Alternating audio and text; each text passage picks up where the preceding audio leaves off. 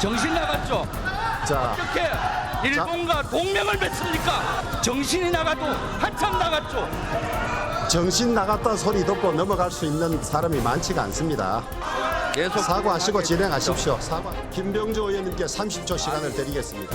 정신 나가셨으니까 그런 단어를 쓰고 제가 분명히 이것은 더 이상 회의 진행이 어려움으로 정회를 선포합니다. 정회하겠습니다. 했는데도 고치지 않았습니까? 정청래 의원의 막말 프레이드가 여러 의원들로 번지되며 오늘 급기야 김병주 의원의 본회의장에서 우리 국민의힘 의원까지 이어졌습니다. 정말 정청래 바이러스가 지독하고 무서운 것 같습니다. 일본과의 동맹은 저는 개인적으로 정신이 나갔다고 생각을 합니다. 그래서 그러한 용어를 쓴 것을 빌미 삼아 오늘 파행시킨 국민의힘께 대단히 유감을 표합니다. 국민의힘은 국민께 사죄해야 됩니다. 어제 국회 본회의 열렸죠. 대정부 질문 있었습니다. 첫날이었거든요. 근데 그 과중에 지금 보셨죠? 국민의힘을 향해서 정신 나간 이 표현이 나오면서 발칵한 겁니다. 그래서 사과하라. 이게 뭐 사과할 일입니까? 못할 말 했습니까? 그게 말입니까? 이렇게 된 거예요, 지금요.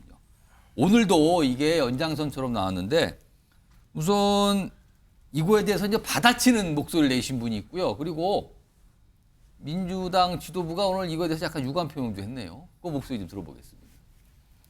자신이 최고위원 선거에 당선되고 싶은 마음에 일부러 무리를 한 것으로 여겨지지만 금도를 넘은 것입니다.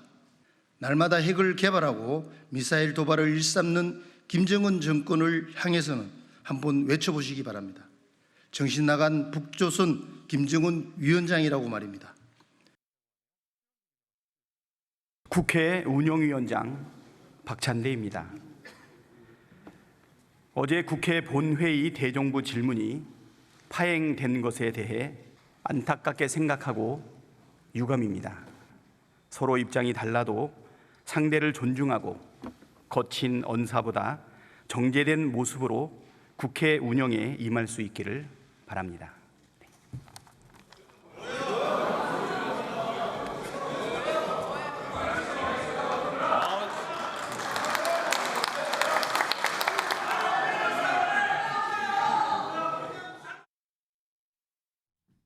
논란이 있었고요. 유감 표명을 하긴 했는데 이제 당사자가 아니라 이제 민주당 지도부에서 박찬대 원내대표가 대신 유감 표명을 한 셈이 됐네요.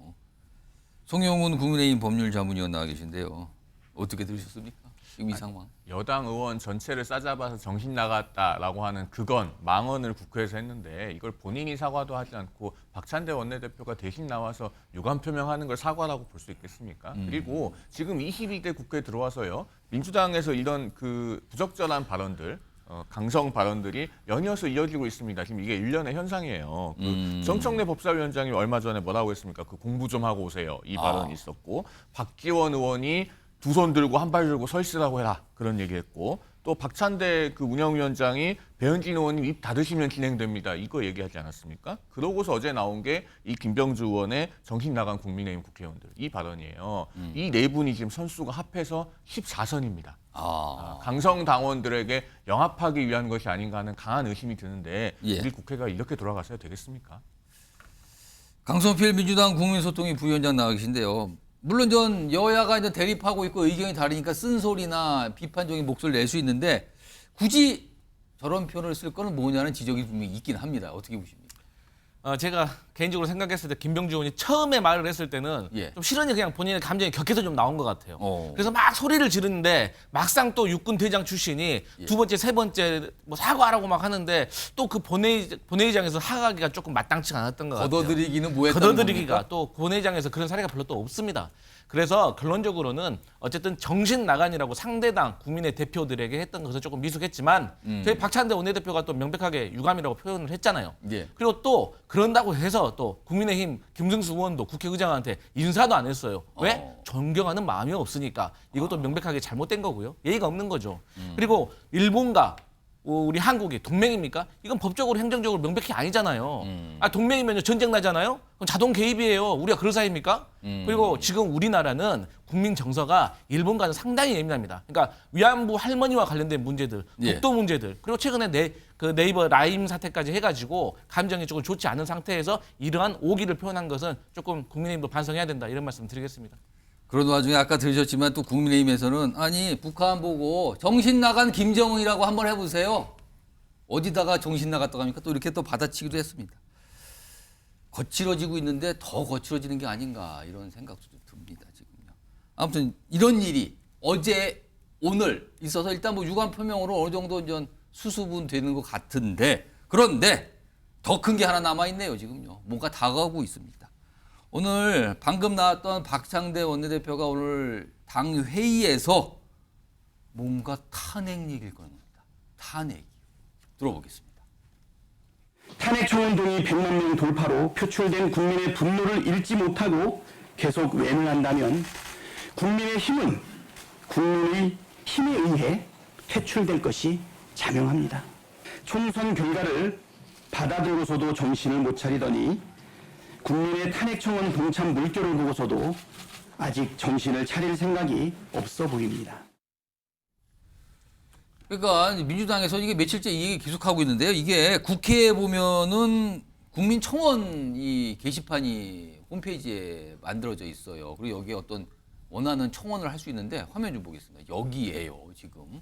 여기 보면 윤 대통령 탄핵 발의 요청에 관한 청원이 있어요. 이걸 누가 어떤 분이 글을 처음에 올리신 거예요. 그러자 동의를 할 수 있는데 100만 명이 오늘 오전 기준 넘어갔거든요. 이걸 이제 민주당에서 인용을 하면서 이거 보세요. 이런 모습이 있는데 어떻게 된 겁니까? 하면서 탄핵 얘기를 어떻게 보면은 당 회의에서 거의 처음으로 공식적으로 꺼냈다고 할 수 있습니다. 지금요. 이런 상황인데 이거에 대해서 여당 측에서도 뭔가 반발이 나오죠. 여당 인사의 얘기입니다. 들어보겠습니다.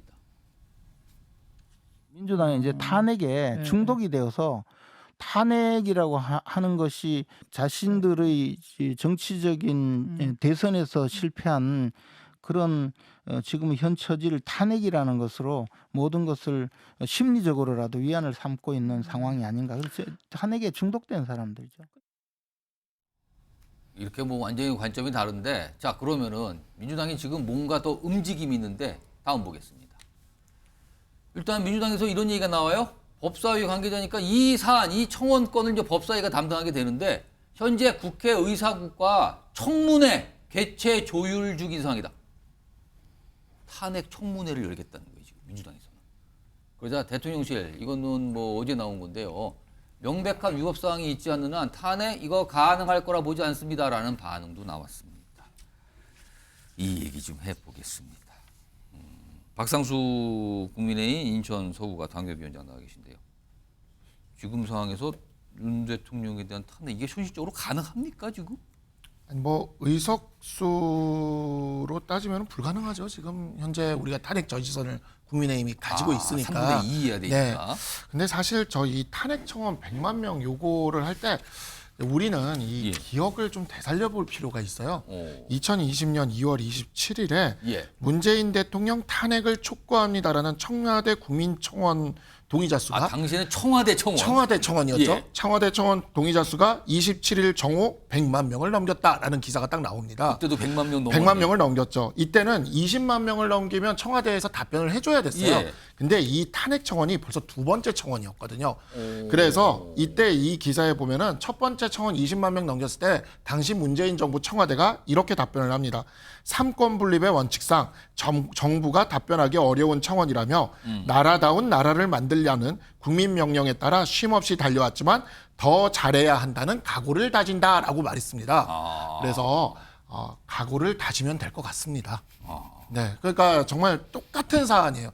근데 왜 이런 현상이 나타나는지 좀 한번 생각을 해보면 되는데 이게 제가 이거를 보면서 그런 생각이 드는 거예요. 우리 정치가 약간 너무 이렇게 조직화된 소수들이 막 몰려서 이렇게 하는 이러한 정치로 좀 변질이 됐어요. 그러다 보니까 뭔가 이렇게 고지전 같은 거죠. 제가 이제 8학번인데 예. 그때 당시에 보면 H.O.T. 잭스키스 팬들끼리 막 뭔가 그 고지전하면서 투표하면서 팬덤들끼리. 막 그러는 게 있었는데 지금 뭐 100만 명 돌파다 이렇게 이야기하는 이러한 것들이 사실 좀 그런 비슷한 느낌을 줍니다. 근데 국정을 운영하는 공당이라면 예. 이러한 것에 막 이렇게 휘둘려서 할 것이 아니라 아니 그냥 좀 이제 정치를 하는 거지 않습니까? 그래가지고 안정적으로 또 수권 정당을 바라는 거고 지금 윤석열 대통령 100만 명 나왔다고 이렇게 신나고 환호해봐야 조금 있으면 또 민주당에서 만약에 정권을 지었는데 또 100만 명 이상 나오면 그땐 또 뭐라고 할 겁니까? 그러니까 지금 이번에 2020년, 2024년 4년마다 이렇게 반복될 일들을 예. 굳이 우리가 지금 이러면서 이렇게 휘둘리기보다는 좀 이런 면에서 좀 스테이블하게 하고 물론 또 정부도 정부대로 좀 이렇게 여기 지금 문재인 정부가 했던 것처럼 각오를 다지면서 잘 정치를 해나가면 되지 않을까 이렇게 생각이 듭니다. 김종욱 전 청와대 행정관, 이게 탄핵이 현실적으로 가능할까요? 어떻게 보십니까 지금? 뭐 지금은 예단할 수 없습니다만 오죽하면 100만 명의 국민이 13일 만에 예. 국민청원을 할 정도라면 전 적어도 용산 대통령실은 충분히 이 분노에 대해서 단순히 숫자가 100만이다. 과거에 그랬다. 이게 중요한 게 아니라 예. 1년 8개월 동안 대통령 국정운영 지지율이 20, 30% 박스권에 갇혀 있습니다.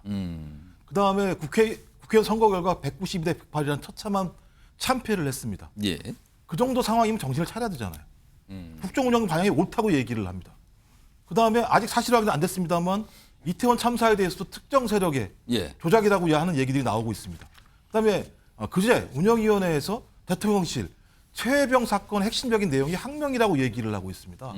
특검법 야당에서 발의하는 내용들에 대해서 위헌이라고 얘기하고 있습니다. 아니 그러니까 국민들은 그러면 야당은 그러면 예. 이렇게 국민적 심판을 받음에도 불구하고 국정운영 방향도 바꾸지 않고 있고 또 많은 국민들이 의심을 하고 있는 사건에 대해서 자기들 나름대로만 평가하고 있는 정부에 대해서 예. 쓸 수 있는 마지막 국회의 카드가 탄핵밖에 없어요, 실제로는요.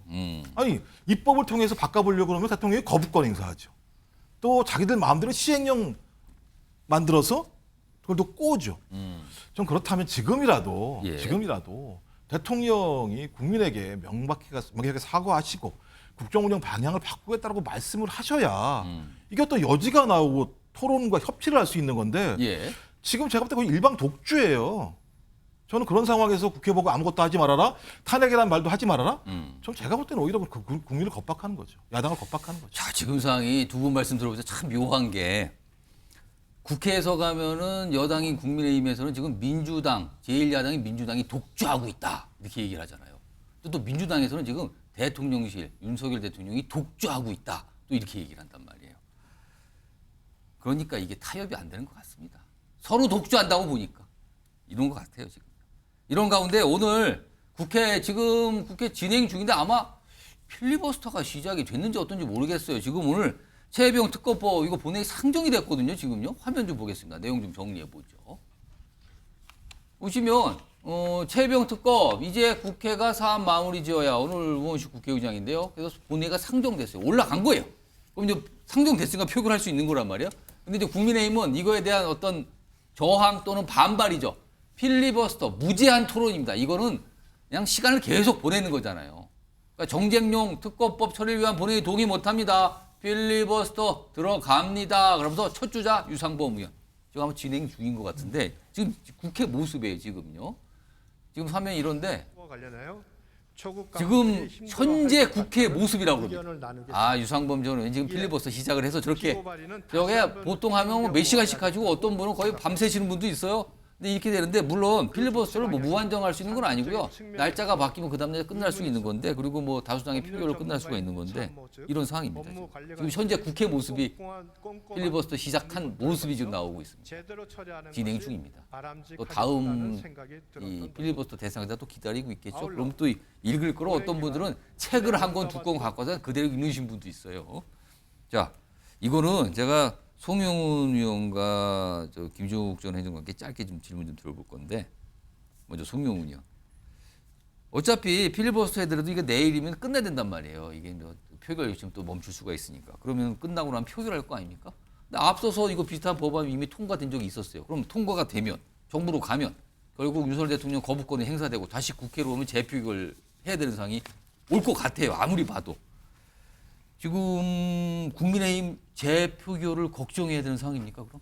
저는 오히려 별로 걱정이 되지 않습니다. 왜냐하면은 지난번 21대 국회 때보다 더 체계적으로 문제가 있는 법안이 지금 제출이 되지 않았습니까? 그러니까 아예 대한변협의 4명 추천 조항조차 빼버리고 민주당과 조국혁신당이 지금 1명씩 추천하게 되어 있습니다. 게다가 대통령께서 3일 이내에 만약에 특검을 임명하지 않으면은 두 특검 후보 중에 더 나이가 많은 사람이 특별검사로 임명된 것으로 간주한다. 이런 조항이 들어가 있어요. 이걸 어떻게 제2 요구를 안 하겠습니까? 그런데 국민의힘이 아무런 대안이 없는 상황이면 모르겠습니다만 지난번에 한동훈 전 위원장이 출마 선언을 하면서 최혜병 특검법에 대해서는 대법원장이라고 하는 중립적인 제3의 기관이 특검을 추천하도록 하자. 이런 안을 제안을 했잖아요. 국민의힘이 자체적으로 특검법안을 발의하겠다 이 제안을 한 거죠. 그렇죠. 그러면서 지금 그 당내에서도 과거에 22대 국회에 가면은 해병대원 특검법에 찬성하겠다는 입장을 공개적으로 밝혔던 분들, 예를 들면 뭐 안철수 의원이라든가 김재섭 의원이라든가 이런 분들도 공개적으로 그 정도 아니라면 우리가 받아들일 수 있다라고 얘기하고 있고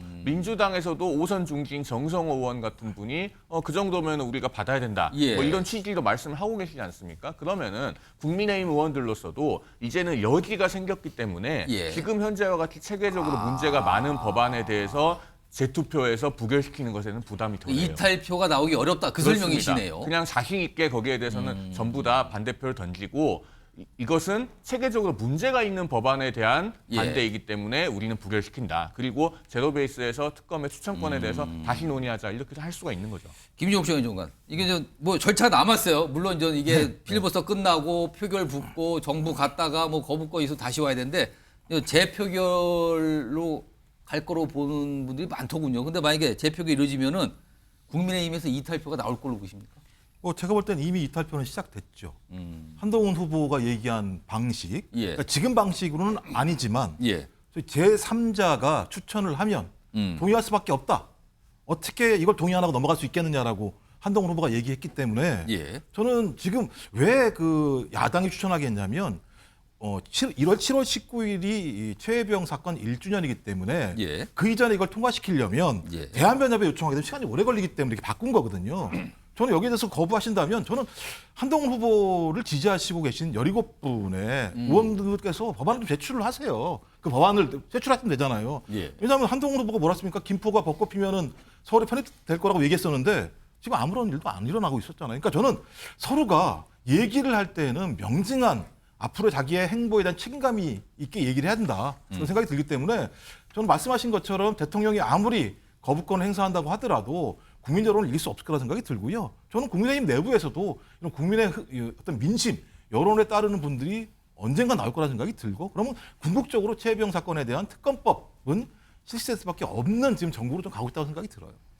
자, 오늘 뭐 본회의 상정됐으니까요. 뭔가 절차가 진행되는데 벌써 이제 표싸움, 수싸움이 시작이 된 것 같네요.